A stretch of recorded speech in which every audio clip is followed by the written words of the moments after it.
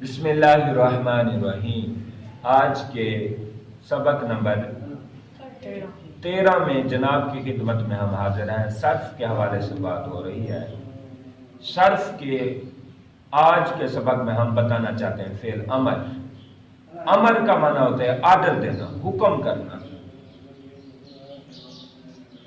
امر کا معنی کیا ہوتا ہے؟ حکم کرنا، حکم دینا، آرڈر کرنا۔ تو فعل امر عربی میں کتنی قسم ہوتی ہیں جی؟ چار۔ امر حاضر معلوم، امر حاضر مجہول، یہ معلوم اور مجہول کا ایک ذہن رکھیں۔ امر حاضر معلوم، امر حاضر مجہول، امر غائب معلوم، یہ طریقہ ہوتا ہے۔ لہذا امر کا آسان طریقہ ہے کہ امر ساکن ہوتا ہے، بس۔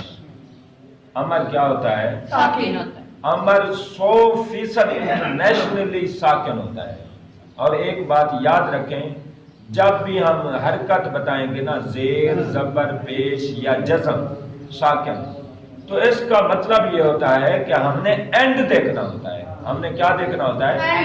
اینڈ دیکھنا ہوتا ہے، یعنی حرف کا آخری حرف دیکھنا ہوتا ہے۔ اس پر زیر زبر، پیچھے زیر ہو، زبر ہو، کچھ بھی ہو، ہمیں اس سے غرض نہیں ہوتی۔ جیسے از رب، ہم نے اس میں کس کو دیکھنا ہے جی؟ با کو، کیونکہ آخر میں وہ ہے، لہذا با ساکن ہے۔ ہم نے نہ را کو دیکھنا ہے، نہ دوات کو دیکھنا ہے، نہ الف کو دیکھنا ہے۔ ہم نے کسی کو نہیں دیکھنا، ہم نے کس کو دیکھنا ہے؟ ہم نے کس کو دیکھنا ہوتا ہے؟ اینڈ کو دیکھنا ہوتا ہے۔ ہم نے آخر دیکھنا ہوتا ہے جب بھی اعراب کی بات ہوتی ہے۔ لہذا امر 100% ساکن ہوتا ہے۔ اس کا کیا مطلب ہے؟ کہ اس کے آخر میں ساکن ہوتا ہے، اس کا آخر ساکن ہوگا۔ جیسے از رب، اور اس کے 6 سیغے ہوتے ہیں، 3 مذکر کے، 3 مؤنث کے۔